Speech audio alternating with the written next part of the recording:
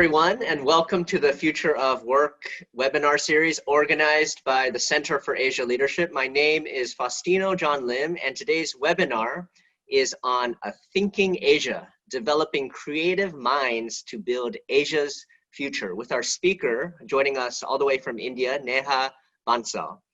My name is Faustino John Lim. If you are joining us for the first time, our center is an organization based out of Boston, United States, and Kuala Lumpur, Malaysia, operating in several cities across Asia. We were founded at Harvard University among fellows and alumni, and we are focused on helping leaders in Asia initiate change and manage progress in their organizations and communities.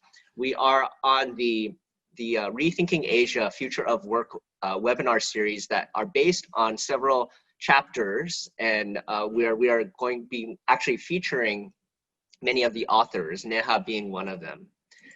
So our center's end goal is to help you promote societies which are thriving, democratic, and just. We have participants, actually several participants from all over the world, and we also from many countries. So from wherever you guys are joining us from, we want to welcome you today.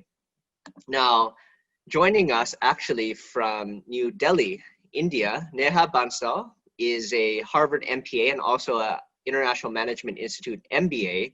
She is a fellow at the Harvard Ash Center for Democratic Governance and Innovation, focusing her research on the future and the rise of Asia.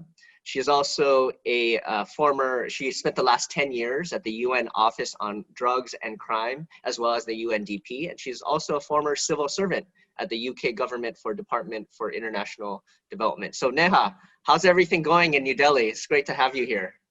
It's great to be back within the Harvard community, John, and it's great to meet you again. Well, I have to say that I'm having questions about my own social skills and sanity at this point, because I spend an average of about 5 Zoom calls every day and about 25 people that I meet, but only 2 people that I can actually see on the other side. So it's mostly spending time and talking to myself, which I think is going to have its ramifications. Okay. Well, I'm just to let you know what's happening here in Malaysia. The last 48 hours has been crazy. Like they put us back on conditional lockdown again. So I'm back at home, and I'm sorry to my audience that my camera quality is a little worse. I hope there's nothing incriminating in my background. But anyhow, how are things in New Delhi? The situation, the quarantine situation there. So on one hand, there is information from the government that things are better, and I think for the last 1 week straight, our new cases is lower than the recovery rate, so which is good. Okay, I mean, I'm glad to hear that, and I hope you are going to be keeping. So let's get right into it. So question 1. So Neha, you wrote a chapter entitled "Can Asians Think?" That was the main title. You can share a bit more about the contents, but how do you define Asian values, and what do you mean by that? And describe the leadership challenge Asians must face in the midst of the pandemic. So Neha, go ahead, the floor is yours. Yes, thank you for that question, John.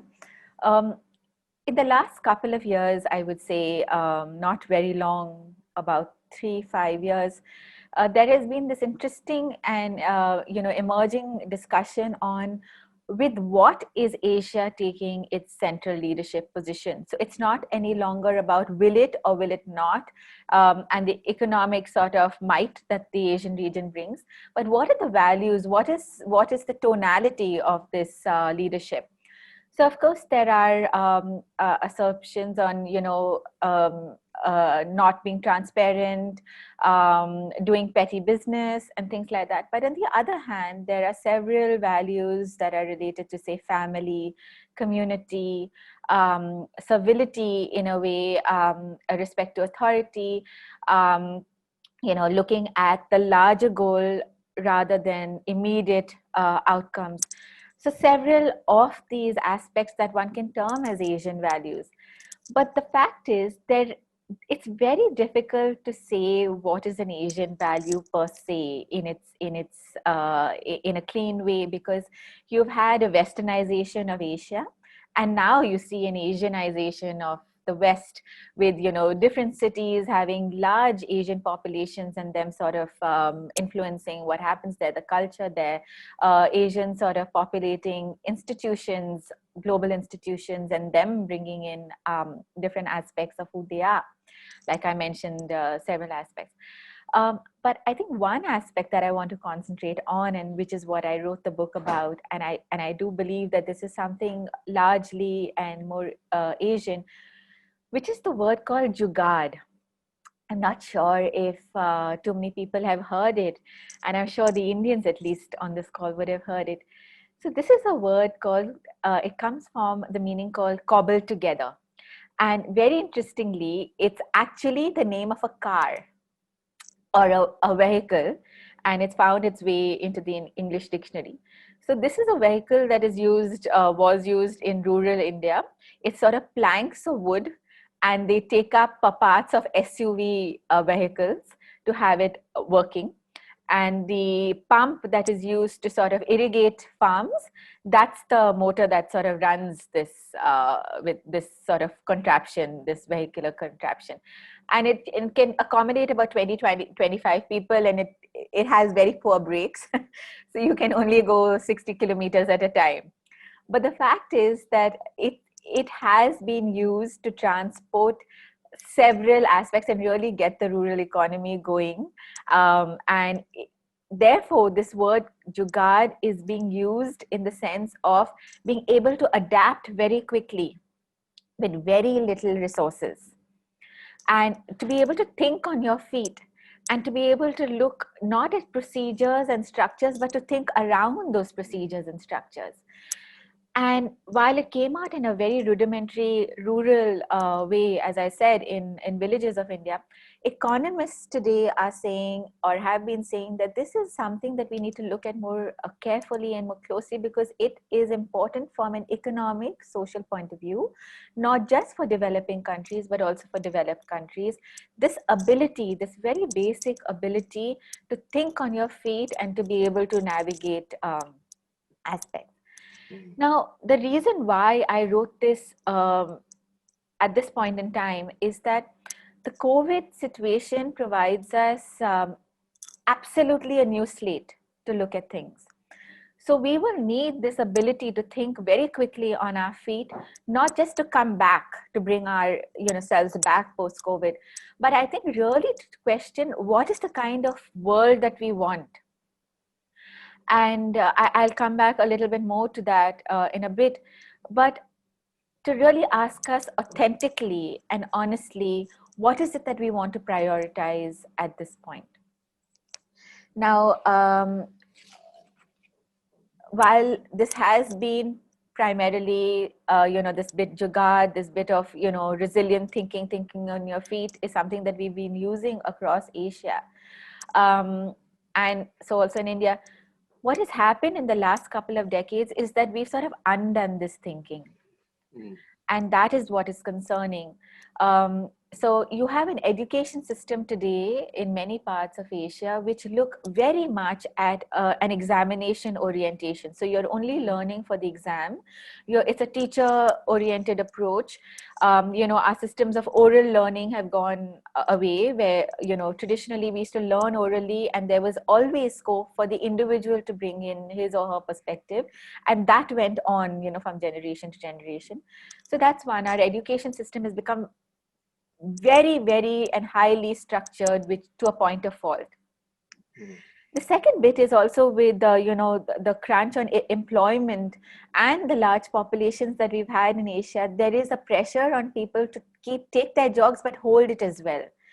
And you will hold your job irrespective of whatever it takes to do that. So the fear to innovate is there. You don't want to upset the apple cart. You rather do things as they are to keep your job.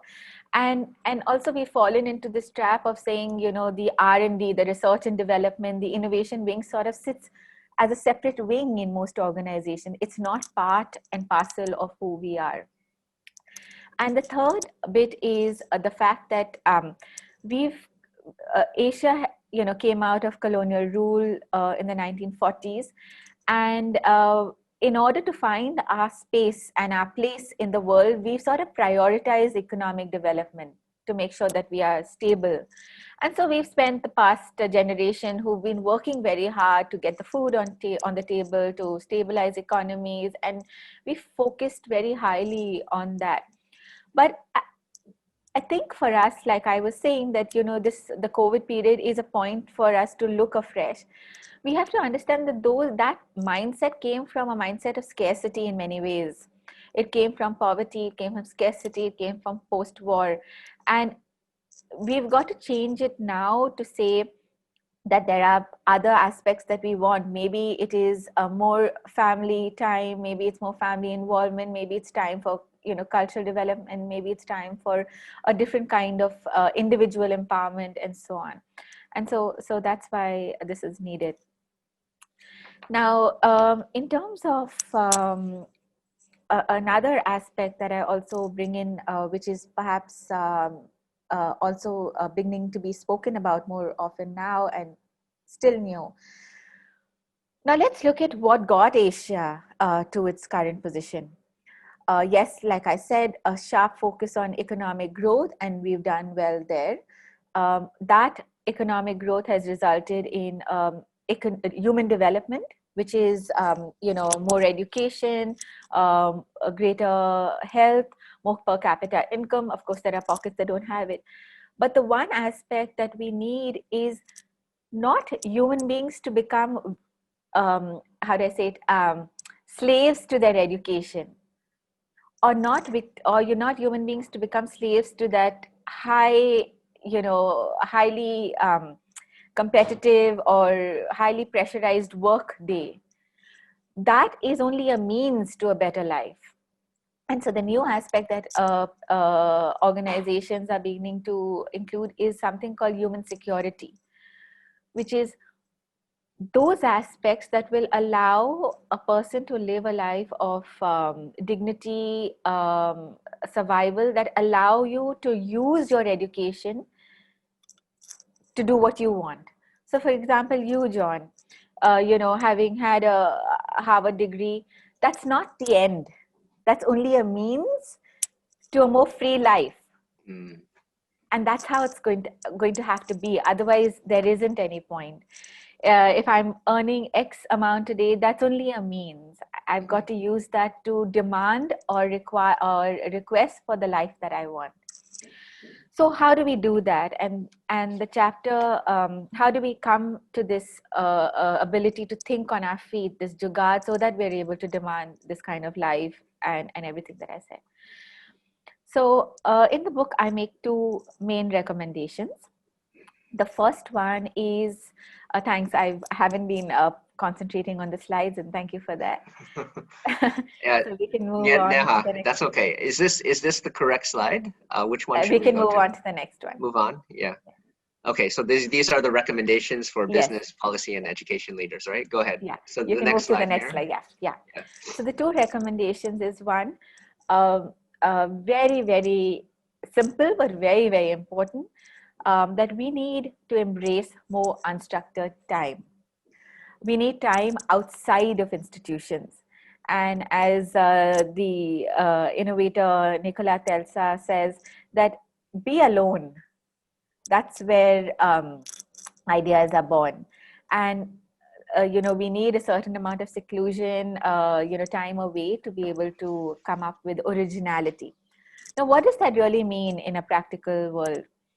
So in the book, I touch upon the fact that in our education system, we need to reduce the number of years in primary and secondary education. In many parts of Asia, we have a 15-year cycle. That my recommendation is to reduce it to about 9 or 10 years. And allow for individuals, young people, to spend time before they get into the school structure. So being able to encouraging them at home or other, sort of through the family, to do things on their own. Whether it is playing, whether it is doing odd jobs in the house, whether it is trying out different things, and then joining the school system. Now, there are two countries that have done this, which is Japan, an Asian country, and Finland. Japan requires both Finland and Japan require you to be in school only for 9 years, primary and secondary.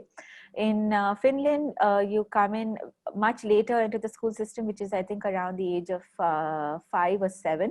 And again, like I said, there's great encouragement on doing things at an individual level.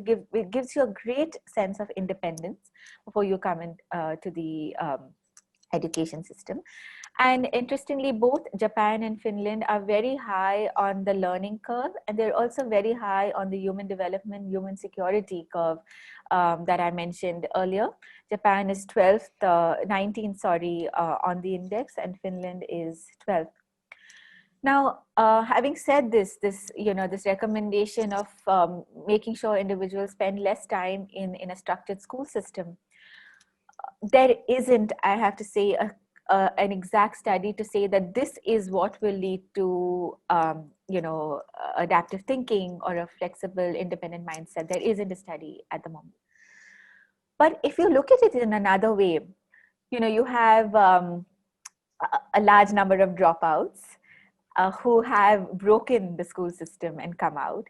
20% of the American billionaires have been dropouts, Bill Gates, Mark Zuckerberg, etc. So, I mean, I'm not encouraging people to drop out of school. But I think there's something there for us to learn, and perhaps going back to my first recommendation, which is that there is a certain risk-taking ability when you aren't sort of leaning back on the school system so much. You're spending more time on your own, and you sort of rely more on yourself rather than the degree or the school system. And I think that is something that you see across some of these people who have dropped out.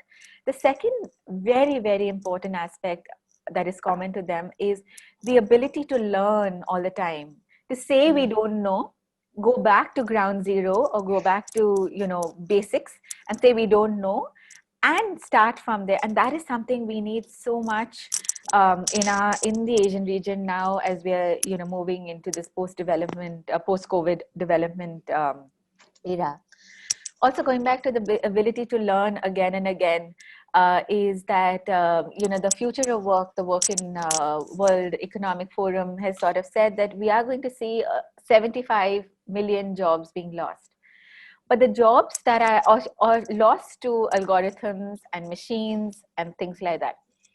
But the jobs that are going to be retained are the ones that need constant learning, the ones that need human traits of empathy, creativity, thinking on your feet, being able to adapt to questions. No amount of procedures, processes, structures are going to work. We're going to just need intelligent people who are able to think on their feet. So that's why I recommend that we spend less time in school and more time for an individual to develop him or herself. You can move on to the next slide. Thank you. The second aspect that I recommend in the book is even in our school curriculum and our school system, the focus on learning by doing. So no longer learning by knowing.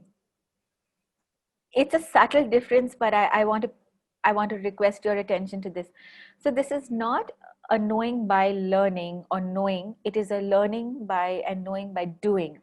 And what I mean by that is that if we can sort of have specialization far earlier on, even at the primary school level, in fact, the National Education Policy of India has brought in research, not at a PhD level or a postmaster's level. It's sort of bringing in research for young people to do even at a graduation level.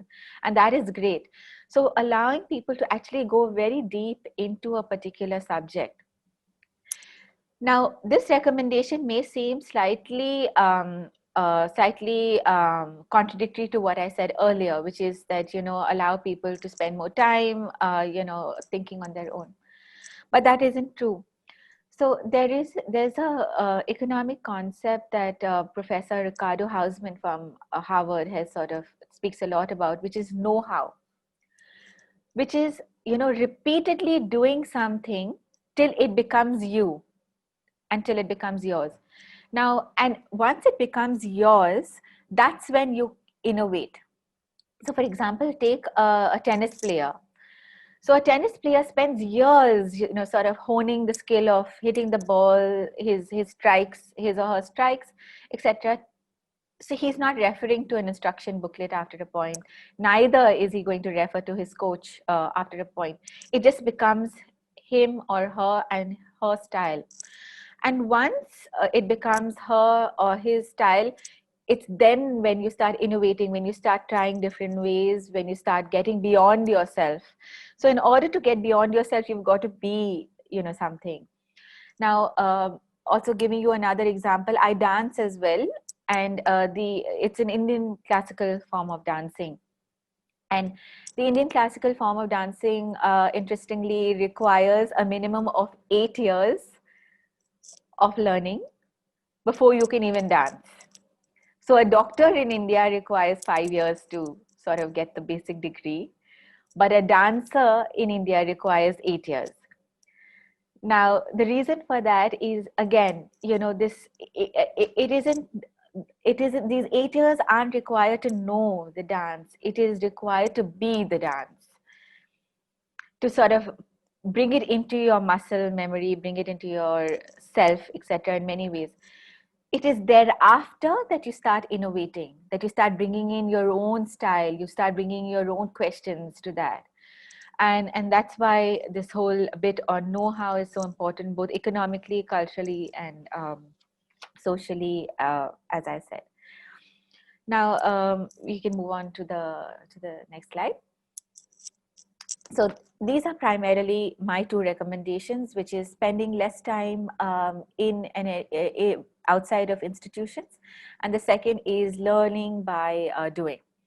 Now, this is also very cost effective, in many ways. Of course, this has to be studied much more. But in a post-COVID time, when governments are stretched to sort of invest more in our health infrastructures, we're also seeing, interestingly, in the Asian region, more investment going into military spending rather than education. We've seen that in the last couple of months. Our military spending has gone up to 4.2%. World average was 3.6. We're still spending only 2.1% in education. World average is about 4.4. So, and perhaps this is a trend that's going to continue. So what does it mean for human development and human security? I mean, we shouldn't therefore just be placing people in education systems blindly. The government, I take the example of where I'm sitting, India spends large amounts of funds in making sure that people don't drop out or people stay within this 15-year, school system.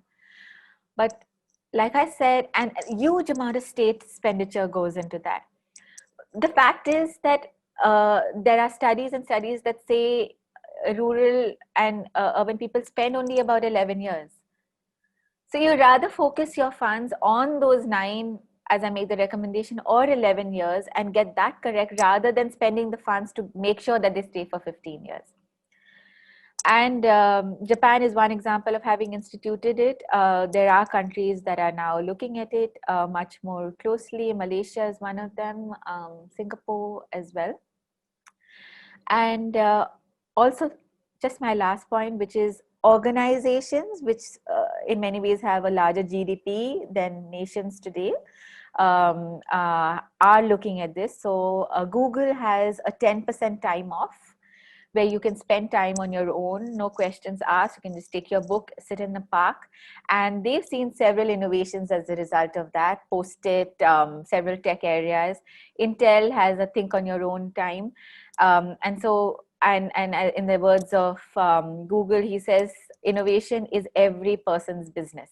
And that's what we have to make it. And that's the reason why I wrote this book. Thank you. So just to our audience, if you have any cute questions at all, please feel free to submit them in the Q&A box. But I'll start with a couple of questions of my own, Neha. So you mentioned, just of this, I really found that that idea in very interesting. Is it Jugad? Yes. Jugar, sorry. And I think, and then you also kind of used me as an example, although I actually don't have a degree. I was also a fellow at Harvard. But still, I guess you could say like people like you and myself are privileged to at least have opportunities in front of us where we feel like we have the freedom to at least direct our lives, right? Maybe some like but there's still a lot of people in the population who are not as fortunate. Now, I guess my question is this, like, kind of going back to, you cited Ricardo Hausman, and then I'm also citing like Ray Dalio, like a way that a country kind of develops economically, one of the, maybe if not the primary, one of the most important factors is it has to be productive, right? And part of productivity is, working, being able to do things quickly, more efficiently, having factories that can produce like a lot of things. And that's how, I guess, like education systems, why, there's this kind of, there was this focus on like, on rote memory, on, on knowing like kind of the basic fundamental things rather than like creativity. So I guess, sorry, that's a long introduction to my question is, when does a country get to that point where it gets to that inflection point where like, where there can be, where the large majority of the population does have that freedom to kind of direct their lives? Does that question make sense, Neha? It makes a lot of sense. I would say that I think it should start now. I think it should start at any point in a country. There is a thinking that we must be at a certain economic point to be able to institute this luxury, or being able to think on our own and things like that. But let me answer this question in many ways. Now, going back to Ricardo Hausman, is that he talks about the fact that even in order for a country to be competitive in the global market, I've got to produce, for example, what you can't produce. Yes. I shouldn't be producing what you can produce, or what an X country can produce if I'm sitting closer to you. But I must also produce what you need, therefore, to be competitive to you. Now, if I'm to produce what you can't produce, I'm going to have to rely on, of course, the intelligence to know that, but also what I have, the resources that I have with me. And one of them is human capital, human resource. And if I've allowed my human resource to have the know-how and to be able to produce what they are best at producing, I'd be able to offer that to you. Sometimes in return to what I think you need, and sometimes actually pushing the need itself, marketing to say that this is what you need. The second bit related to your question is that, yes, we will need, factories and different production systems producing large scale, right, standardized products. But going back to what the World Economic Forum says, that we have the algorithms and the machines to do that. Okay. And increasingly so. And this is not just about developed countries or developing countries. We are seeing, the perpetration of algorithms, machines in across the board. So one should assume that a large part of this bulk standardized product will get delivered by these machines. But where is the need for the humans is in the service industry. And and that's where we need calling on human traits, creativity, thinking on your feet, etc. And just to sorry if I'm taking too long, but I just want to give you this example. And perhaps one of the triggers for writing this chapter as well, I was back in India last month and last year, and I needed to have my credit card sort of restarted. Simple process. I went to the bank and they asked me a couple of questions, simple questions. I gave them the answer, but it just wouldn't get done for a week. And I kept going back and they kept saying, no, we understand where you're coming from. This isn't a very unusual problem, but our structures don't allow us. You'll have to talk to my boss. So I went up the ladder talking to each person's boss, and the only answer I got is, we don't have a policy for this. We don't have a structure for this. Now, the thing is that we can't be typed in to what the policy or the structure says Structure. alone. Yeah, that's too safe. And we've seen the dangers of being too safe. It's too dull as well, I would say. We've got to be intelligent enough to think and respond to the guy in front of us. To actually respond to the actual problem that you're being Yes. faced with. Yeah. And the past few months, as you've seen with COVID, we've had to do exactly that, and increasingly so. Okay, those are some good points, Neha. Now, I don't want to hog all the time. We actually have some questions. Can we put Ananda Setio Ivananto on the line, Miriam? And Ananda, would you be okay to be on, is it possible to put you on video? Sure. Or if not, then maybe audio is fine as well. Yeah, video is fine. Okay, doesn't seem like we're able to have that function. But anyway, Ananda, please introduce yourself. I think you're from Indonesia, if I'm not mistaken, but introduce yourself and share your question to Neha. Go ahead. All right, thank you for the opportunity. My name is Ivan. I'm, or you can call me Ananda for some speakers from South Asia here, perhaps. So I'm Indonesian, but I live in Japan at the moment because of COVID-19. Because my wife and my son is living in Japan. I am an entrepreneur focusing on renewable energy and environmental business for the past 10 years, joint venture with Japan. So it's very exciting to follow the session today. So my question that I already typed in the Q&A session is that how do you see education will change post COVID-19? Because as we see that we cannot really rely on offline education anymore.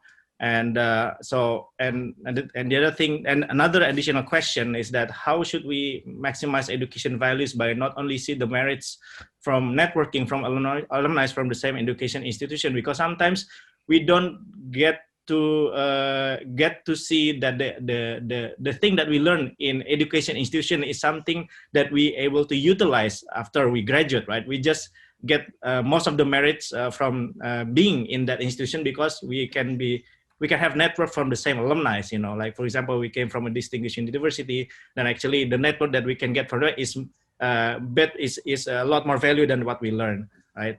And maybe if I may ask another related question, how do you think education needs to change so that it can favor to the ones who are talented but they are impoverished? So that would be my question. Thank you very much. Thanks, Ananda. Great questions, of course, many questions. So I'll try and sum that up. Which is, you mentioned Japan, and Japan is moving to ask its education institutions very consistently and strongly, is that what are you going to do with your education? What do you know how to do with your education? So if I've been through an MBA course, yeah, I mean, it's nice to have the degree, the MBA degree, but what is it that I can do as a result of having an MBA? Can I build a car? Can I make sure I can convince 10 people in a room? And Japan is therefore asking this question to say that your education is going to be only as valuable as what you really can do. I also hear in several quarters that there is a move beyond degrees, to do away with the degree system completely. Of course, that's going to take some time. And then coming back to what is the future of education post-COVID, I think I'd like to take the Indian example of the national economic policy is perhaps one indicator of where we are going, given the fact that we are looking to educate 1.3 billion or whatever the proportion of that is in school with this new education policy.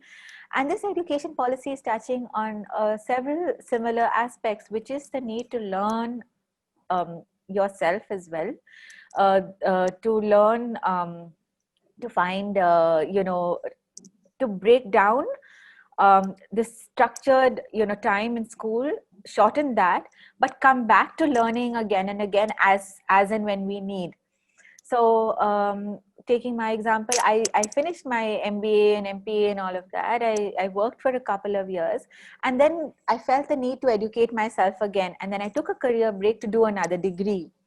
I think you're going to see far more of that, with people shortening their basic education time, and then starting to work and then coming back to a degree 10 years into their career and so on. That's the second.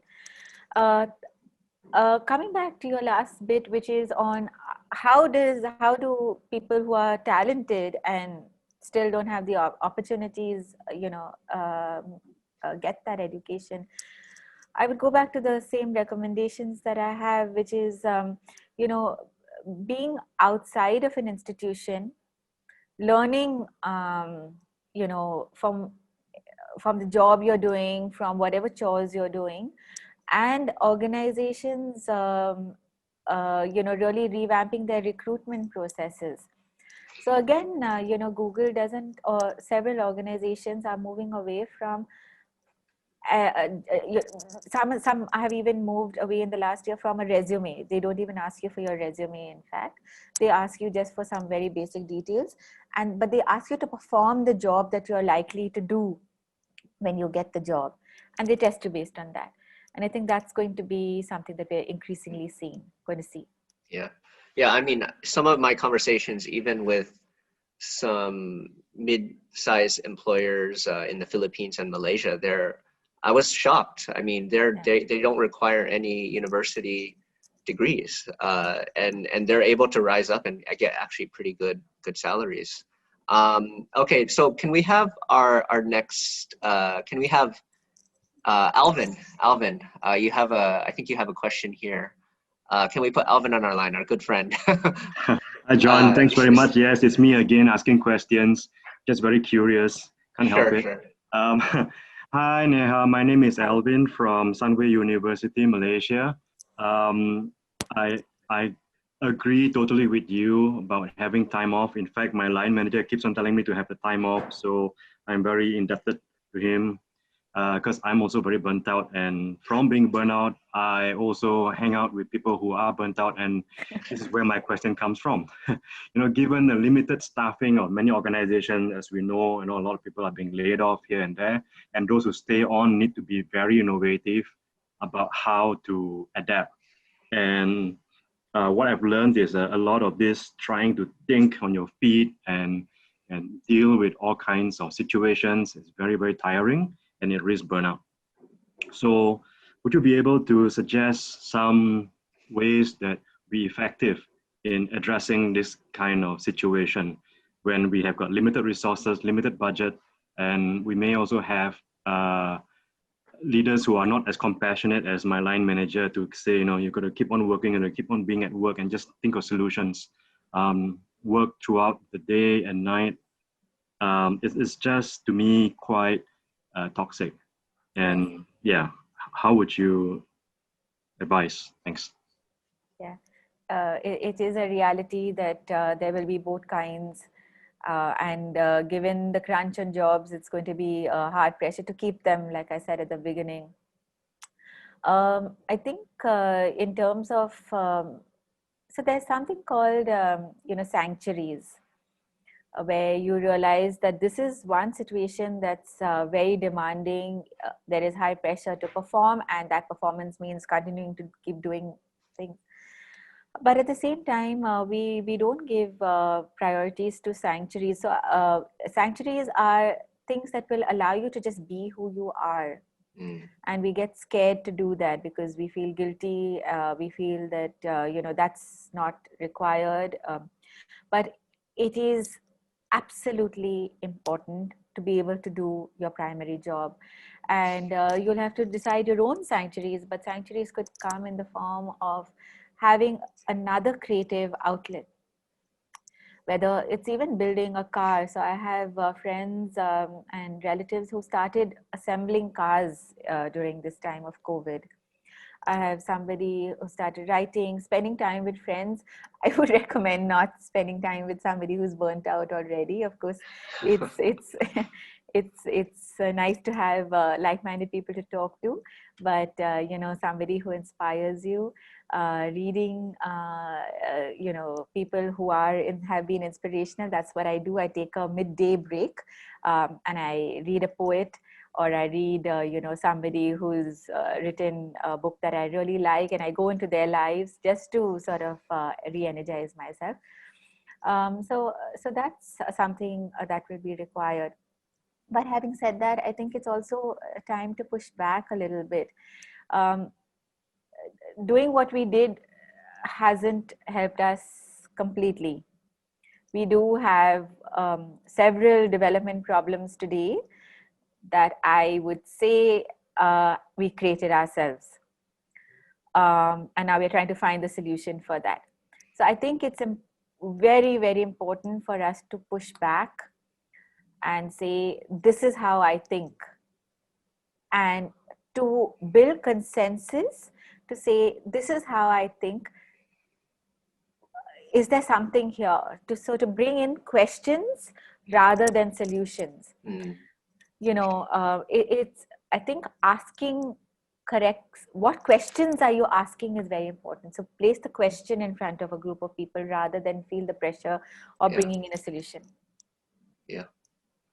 I mean, I recently had a contract negotiation with one individual, and if they're the ones who are creating your frame, right, the system, how can you politely kind of stretch the frame? You can't just say, I want this, or else they're just going to say no, right? You have to raise the possibility, and you just do, you essentially do that with questions, and that's the way to push back, I guess. Yeah, and just to add to what you're saying, John, and also the previous question, which is that, I think thinking far ahead in terms of what is the winning script for the other person.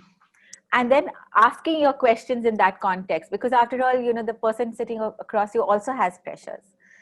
So, Yeah, definitely. Okay, we have another question. We're actually running out of time. We suddenly got 2 more questions. Are you okay, Neha, to take these last absolutely. 2 questions?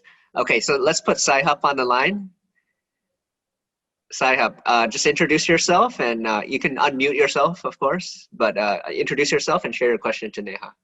Thanks, John, and hi, Neha. Hi. I have worked quite a number of years in corporations, from large companies to mid-sized companies. Generally, I agree with your recommendations regarding the education on spending less time on institutions, unstructured, and then learning by doing.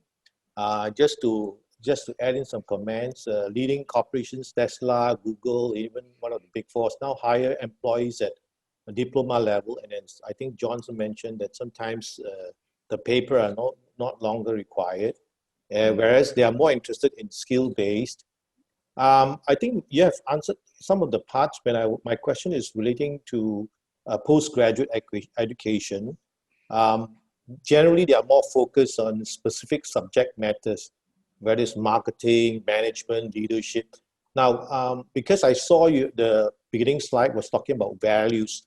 Generally, values nowadays in corporations relate very much to ethics, morality, accountability, transparency.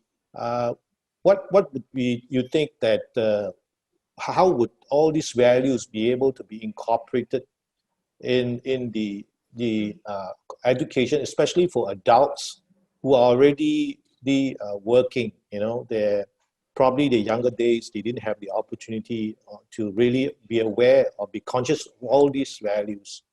That would be my question. Thank you. Yeah, thank you for that question. It's a very interesting one.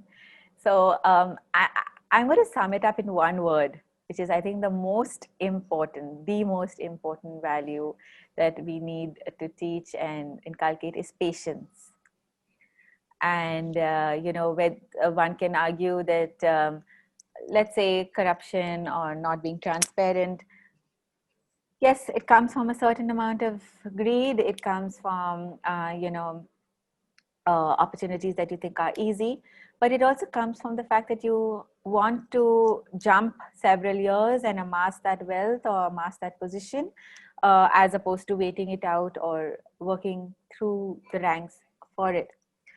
And therefore, with that example, and if you take several other areas that you mentioned, I think one can sort of bring it back down to patience, right, at a very fundamental level, and that being something that, you know, an individual must hold. And so therefore, again, you know, with the recommendations that one is seeing and changes that one is seeing in the education system, and so also with work, I think they tackle this bit on patience, which is, if an individual is doing things on his own, spending time on his own, waiting for an idea to really germinate, giving it time, giving him or herself her time to reach that point. These all sort of lead to patience. So I'm not sure if I've completely answered your question. Happy to take a second position on that. But to me, I think that's what we need to focus on, which is being done through the examples I mentioned at the organization level as well as the education level. Yeah, sorry, just to interrupt. Yeah, can patience be taught to people? No, absolutely not.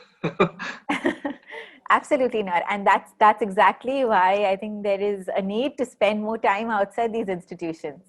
So it's more of an experience, yeah. Experience, yes. And that's why we, this whole framework that I bought, that we need to have more experience. The learning by doing, the know-how that Professor Hausman talks about talks about experience, and waiting that experience out. And the example I mentioned about dancing, I mean, it's very frustrating for a dancer to have to wait 8 years while, a doctor gets his degree in 5 years.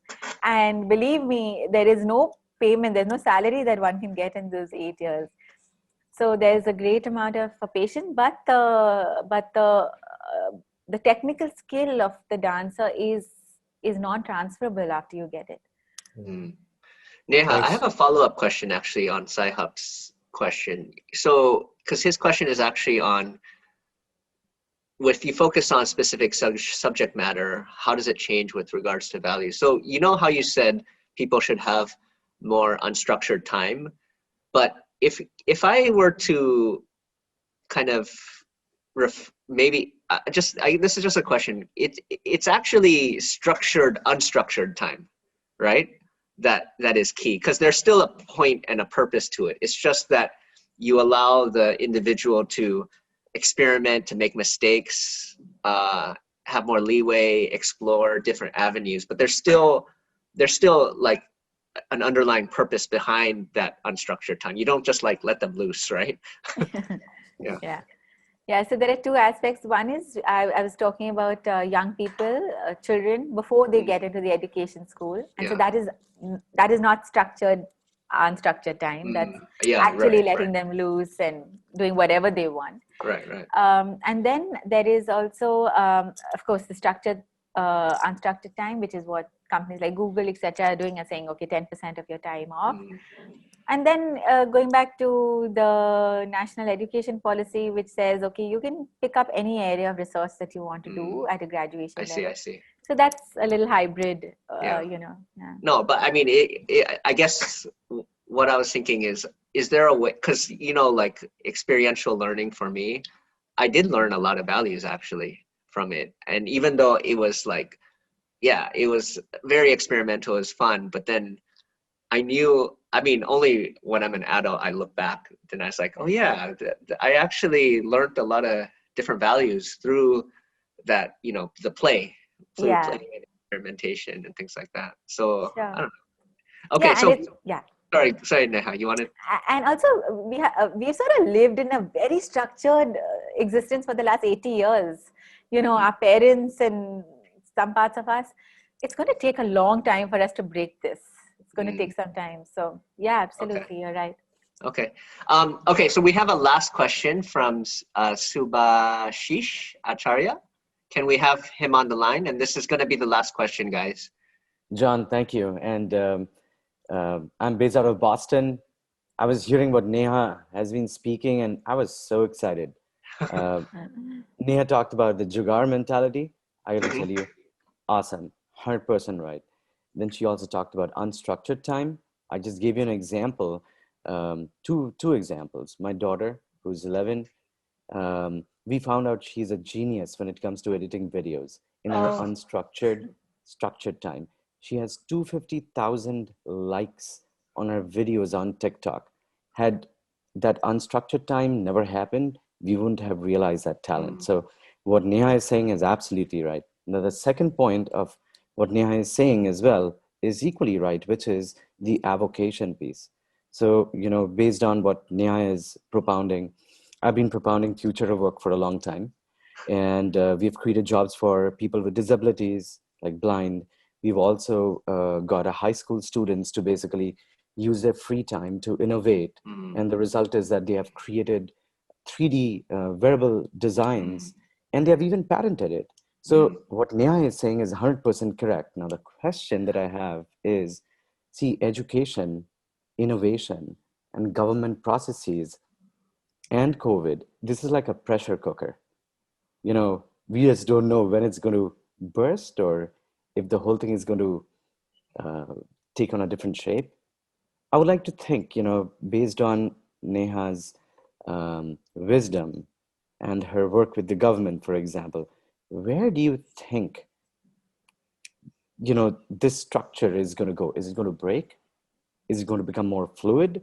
Is it that parents are going to basically take control of saying, you know what, chuck it, we're going to have our kids study on their own, develop themselves? So where do you think we are headed? Yeah. So absolutely, I think this is only a beginning of these recommendations, and it's going to take at least our generation to sort of bring it into practice. But we must try. We must try in whatever little way, like you're doing with your daughter. And I think as we are around, we must do that. Allow for ourselves to do that, because that's where really breakthroughs happen. So at a state level, I'd like to say that the UK has put in place a Ministry of Innovation. It's actually called, I think, the Ministry of Productivity. And so at a state level, they are saying, how can we be more innovative and productive? And they want to use that ministry to see what can be done across all the other ministries. So it'll be looking at a cross-cutting function. So it's coming in at a state level. Then, even when we talk about, whether it's the happiness index of Bhutan, UAE has a happiness ministry. They aren't looking at happiness in terms of, being ecstatic and being, laughing and things like that. By happiness, they really mean is how can you bring the human ability, this intrinsic ability, potential that we have, where can we place that? So you already have almost 3 states, Bhutan, UAE, London, that are sort of looking at this. And organizations like I mentioned, Google, etc. I hope, and I agree completely with your question. All this sounds very idealistic, and there's a great gap between recommendations on a page and it all sounding very nice and it actually turning out into reality. And I agree with you completely there.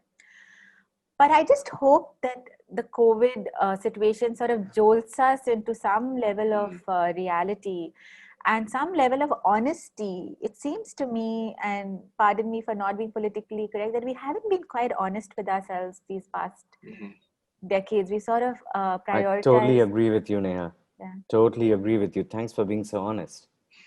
We've sort of prioritized materialistic things. Most of us agree.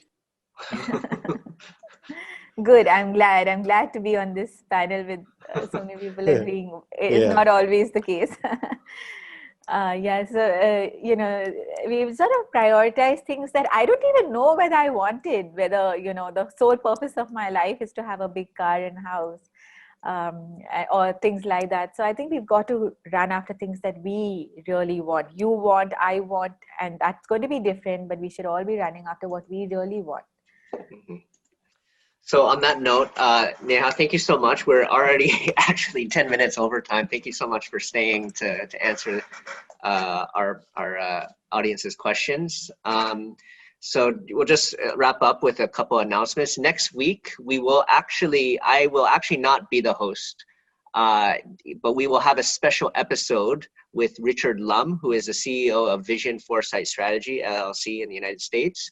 The title of his talk is Foresight for Thriving in an Age of Uncertainty. And the registration link is in the webinar. It's going to be next week on October 22, okay? So just please look out for that. If you have any inquiries regarding programs for your organization, whether it be adaptive leadership, on futures thinking, on negotiation, on communication, storytelling, persuasion, or strategic foresight, please reach out to us. That's one of our core activities, just helping organizations and government entities and communities kind of really equip themselves for the uncertainties and the challenges in their context. So please reach out to me if you have any inquiries. In our next, the next slide, we have on asialeadership.org /publication, you have the chance to purchase online any of the Rethinking Asia series or the Asia Leadership Institute series. Rethinking Asia 7, The Future of Work, How to Prepare for It, that in which Neha is a co-author on her chapter on today's contents. Please feel free to visit our website if you are interested. You can purchase it online over there. And then in our next slide, we want to also share that next month we will have our third Asia Leadership Forum, which will be online. And the theme is on the world after COVID, how to lead adaptively beyond the crisis. We will have special speakers. Many of our headliners are actually professor or faculty at Harvard, but we are going to cover several topics on how to essentially the mindsets, the tools in which you can regroup your team to really lead beyond the crisis. So please look out for that. You can register at alf.asialeadership.org. Okay. And please do connect with us. So Neha has been very generous to share her email address in case you have, in case you have further questions. Please reach out to her. You can also follow her on LinkedIn. And then you please also follow us at asialeadership.org. And here are our social media channels. Please feel free to also follow me on Twitter as well as on LinkedIn and Instagram as well. Okay, so Neha, so before I give you to, I want to just say thanks to our audience wherever you are in the world. If you're in the United States, please, or on the other side, please have a good rest of the evening. If you're on this side of the world in Asia, please have a good rest of the day. So Neha, I'll give you the last word. Thank you so much, John. It's been a pleasure to be part of the Center for Asia Leadership. A pleasure to speak to you today, as it has been in the past, and an absolute pleasure to hear from the audience. And unfortunately, I can't see anybody, but I would love for you to connect with me. The email is different. It's Neha Bansal at hks.harvard.edu. Probably take that down as a correction. I'll put it in the chat as well. Yeah, we'll just put it in the chat. So if you want to connect with Neha, please feel free. But Neha, you can share it in the chat box. Yeah. And even via Facebook. Okay. All right. So thanks very much, guys. Please do stay safe out there, and hope you continue the good fight of making our organizations, our families, our communities better.